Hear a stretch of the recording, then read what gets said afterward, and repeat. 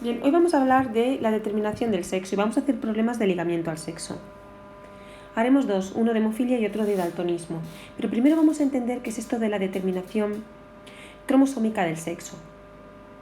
En la página 269 de vuestro libro tenéis este punto, la determinación del sexo, que hay que estudiárselo bien, es teoría.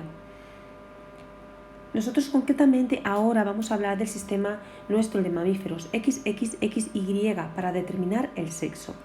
Hablamos de cromosomas autosómicos, que son todos aquellos que no informan para el sexo, para ser hombre en este caso o mujer. Pero luego tenemos estos dos cromosomas, el X y el Y. Cuando se combinan XX tenemos el llamado sexo homogamético. Cuando se combinan X con Y es el llamado sexo heterogamético. El sexo homogamético determina la condición de ser hembra o mujer, mientras que el XY determina la condición de ser varón, ser hombre.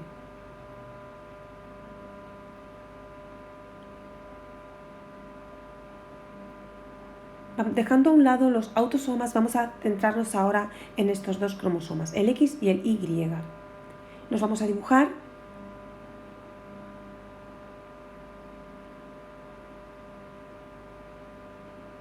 Y luego entenderemos estos problemas que se llaman de herencia ligada al sexo. Está todo relacionado.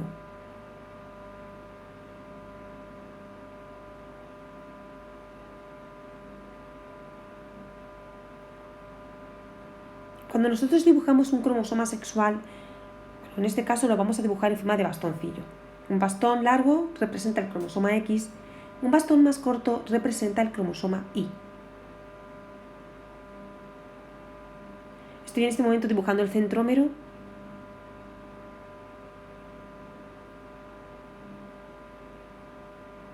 Y vamos a distinguir en nuestros cromosomas dos regiones importantes. Una de ellas es la llamada región o segmento apareante y otra es la llamada región o segmento diferencial. Bueno, los vamos a dibujar aquí.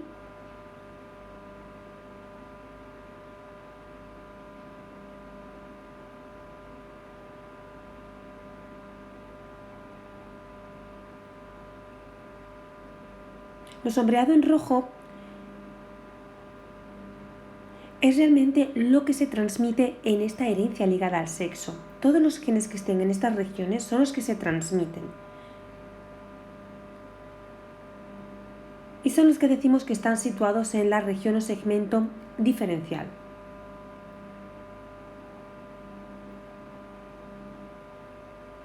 Todo lo demás es segmento apareante. Es apareante porque se pueden aparear. Puede haber sobrecruzamiento.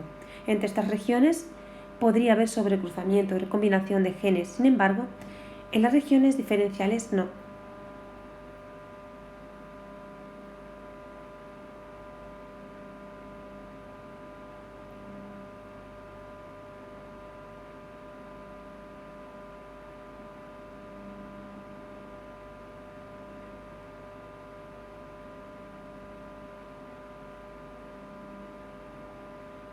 Claro, ahora estamos dibujando el caso de ser varón, XY.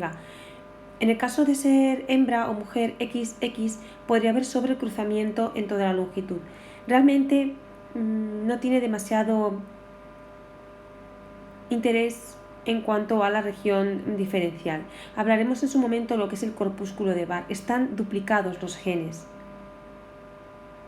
Uno de ellos, uno de los cromosomas, se acaba inactivando, constituyendo una región llamada corpúsculo de Barr. Lo tenéis en la página 269 del libro.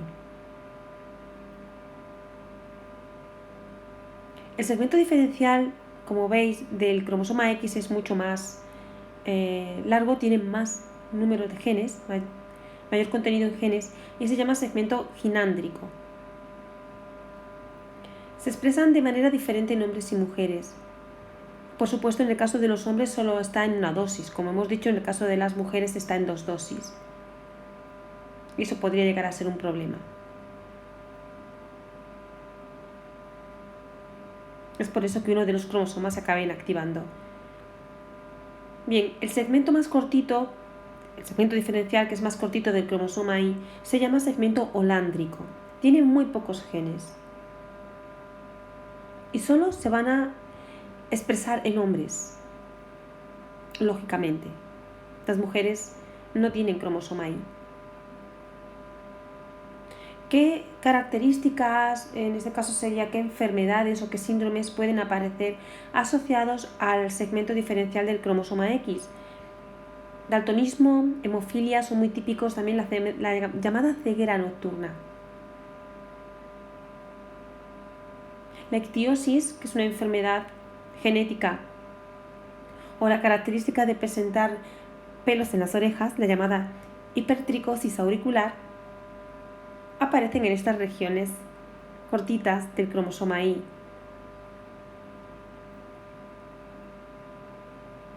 Y solamente van a poder pasar de padres a hijos, varones en ambos casos, claro.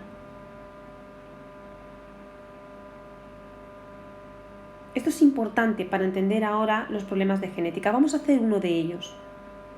Este es un problema de hemofilia. Lo leemos. Una mujer hemofílica cuyo padre... una mujer no hemofílica cuyo padre sí lo era, se empareja con un hombre no hemofílico. Y ahora nos hacen una serie de cuestiones, de preguntas. ¿Cuál es la probabilidad de que tengan un hijo varón hemofílico? ¿Cuál es la probabilidad de que tengan una hija hemofílica? Nos piden que anotemos los genotipos de la descendencia y que expresemos o digamos cómo se transmite esta enfermedad. Bueno, siempre vamos a hacer un planteamiento. Empezamos anotando el carácter. ¿Cuál será? Padecer o no hemofilia. Podemos ponerlo así, padecer hemofilia. Esa sería la característica estudiada.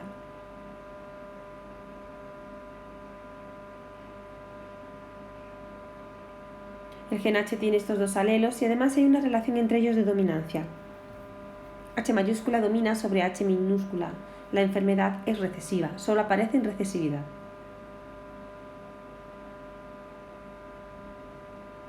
Y cuidado aquí, a la hora de anotar los genotipos y los fenotipos tenemos que colocar estas letras sobre los cromosomas X y sobre los cromosomas Y. De esa manera representamos que está ligado al sexo, al cromosoma X o al cromosoma Y. ¿A cuál estará? Al X. Hemos visto que el daltonismo como la hemofilia están situados en el segmento diferencial del cromosoma X, por tanto nunca lo vamos a colocar en la Y, siempre en la X. 3 posibilidades en el caso de las hembras, de las mujeres, y solo vamos a tener 2 posibilidades en el caso del hombre.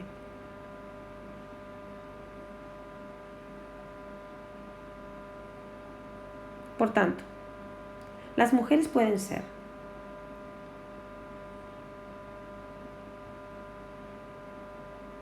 sanas, portadoras o enfermas. En el caso de ser portadoras también se consideran sanas, por supuesto, no padecen la enfermedad y si la padecen es de manera muy ligera. Se ha visto que en el caso de mujeres hemofílicas portadoras, es decir, que no son hemofílicas sino portadoras, tienen por ejemplo sangrados más abundantes en la menstruación y algunas ligeras anomalías en cuanto al sangrado, pero muy ligeras. Mujeres hemofílicas, por supuesto que hay. Tradicionalmente se dice que no hay mujeres hemofílicas, pero sí hay. 3 mujeres frente a 2000 hombres, pero sí que existen mujeres hemofílicas. Vamos a hacer el cruzamiento, así que leemos el ejercicio. Nos dice que una mujer no hemofílica, cuyo padre sí lo era. Este es el cruzamiento de los padres de esta mujer. Nos fijamos en el padre. De la madre no tenemos noticia, pero del padre sí, sabemos que es hemofílico. Por tanto, la mujer forzosamente tiene que ser portadora.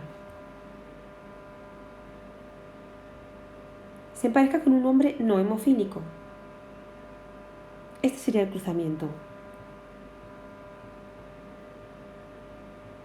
Y ahora vamos a calcular el apartado A. Probabilidad de varón hemofílico.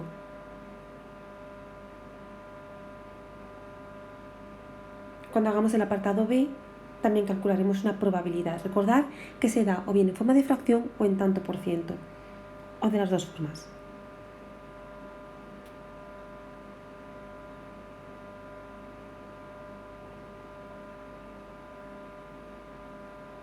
Para poder calcular tanto el apartado A como el apartado B, tenemos que ahora sacar los gametos y hacer un cuadro Punnett. Vemos todas las posibilidades que aparecen en la descendencia a la hora de fecundar esos gametos. Por tanto, hay que sacar gametos. Del lado materno tendremos estas dos posibilidades. Y del lado paterno habrá espermatozoides que porten el cromosoma X y otros que porten el cromosoma Y. En el cuadro Punnett representamos la fecundación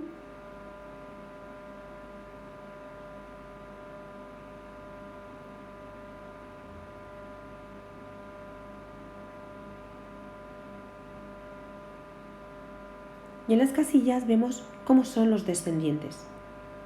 50% de hombres, 50% de mujeres.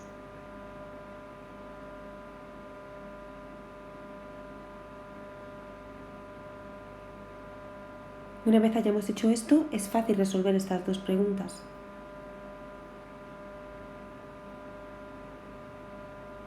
Así, la probabilidad de un hijo varón hemofílico es esta, un 25%.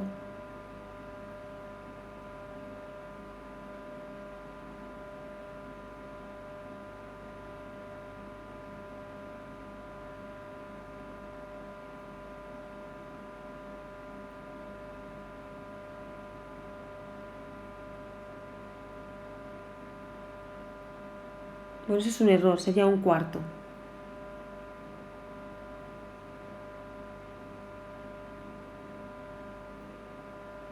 Podemos también decir que es un medio, lo podemos justificar, La mitad, un medio de los varones son hemofílicos, mientras que la otra mitad son sanos. Pero bueno, en relación a toda la descendencia sería un cuarto, un 25%.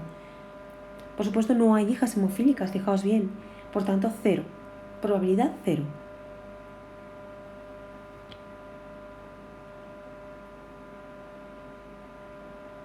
Nos están pidiendo en el apartado C que demos los genotipos de la descendencia. Pero no cuesta mucho hacer una tabla, que en genética es como se expresan los datos, y no dejarlo solamente como el cuadro Punnett. Por tanto, hacer una tablita. Aunque es volver a repetir, es más que repetir, es organizar los datos.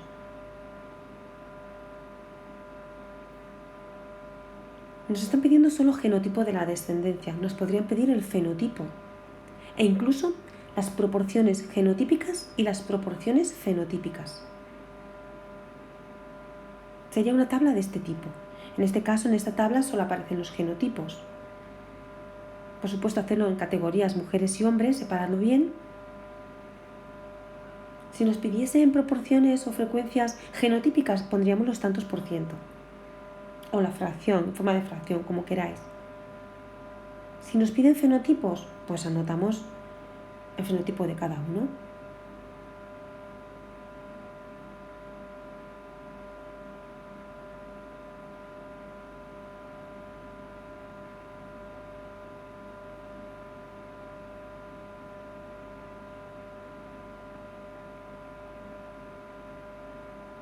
Haríamos algo así.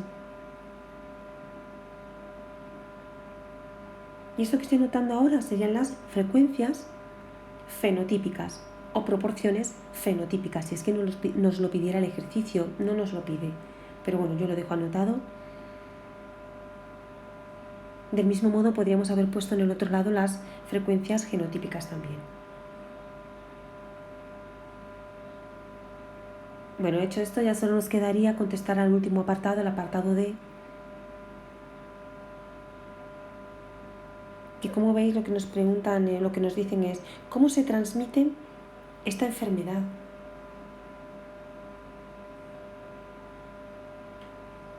Lo primero que tenemos que decir es qué tipo de herencia es. Herencia ligada al sexo. Tenemos que dejar muy claro que se transmite a través del cromosoma X. y que los genes o el gen responsable de esta enfermedad o de esta afección se encuentra en el segmento diferencial. Con eso, suficiente. Este otro problema es un problema tipo muy sencillo de daltonismo. Es muy parecido. Es muy parecido porque ya sabemos que también está este gen responsable del daltonismo en el segmento diferencial del cromosoma X, que también es una enfermedad o es un síndrome, una alteración recesiva, solamente se da en recesividad, por tanto hay una relación de dominancia. Esto es lo mismo. Vamos a ponerlo exactamente igual que hacíamos con la hemofilia, pero ahora en lugar de una H, pues una D. Del mismo modo tengo mujeres sanas, mujeres daltónicas y mujeres portadoras, y hombres solamente no hay portadores, o son sanos o son daltónicos.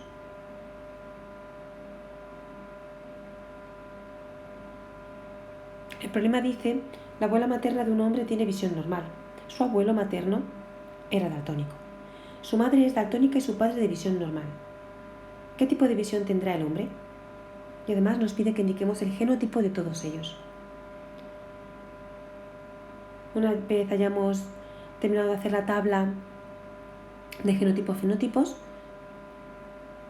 miramos el cruzamiento y concluimos con los resultados. Es muy sencillo.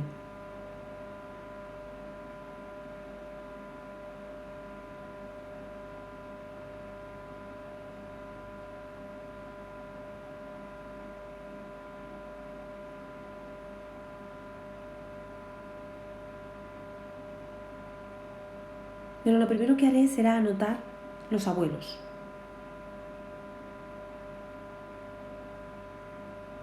En el cruzamiento.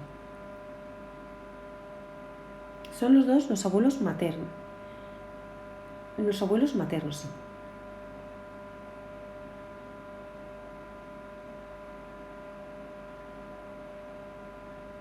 Nos dice que la abuela materna tiene visión normal y el abuelo daltónico. Para visión normal tenemos dos opciones. Por tanto, de momento lo dejamos, simplemente apuntamos la D mayúscula, el otro cromosoma X, de momento pues no dejamos una rayita, después podremos concluir, si acaso podemos llegar a concluir, pues lo pondremos. Esa sería la abuela materna.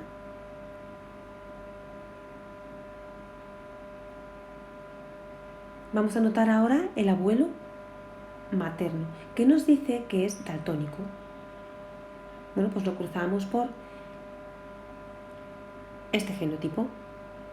Ahora vamos con el nivel de los padres. Ya tenemos los abuelos, vamos a los padres. La madre dice que es daltónica. Esta información es suficiente para poder completar el genotipo de la abuela.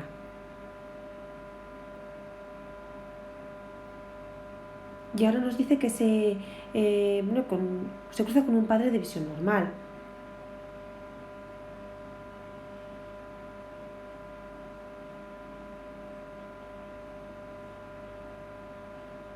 Bien. ¿Cómo podemos determinar todos los genotipos de la descendencia y también pues dejar claro cuál es el genotipo del hombre?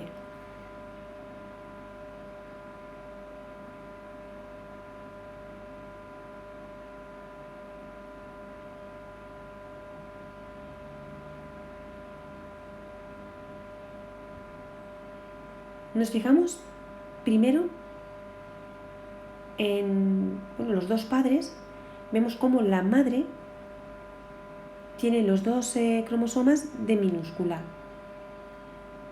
Por tanto, la abuela tiene que tener una D minúscula.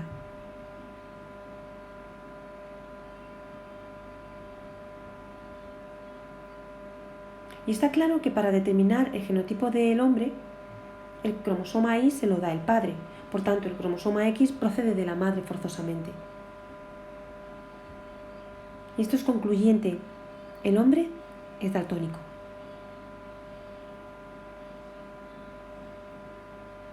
Y el problema así quedaría resuelto. Ya tenemos todos los genotipos y además el del hombre.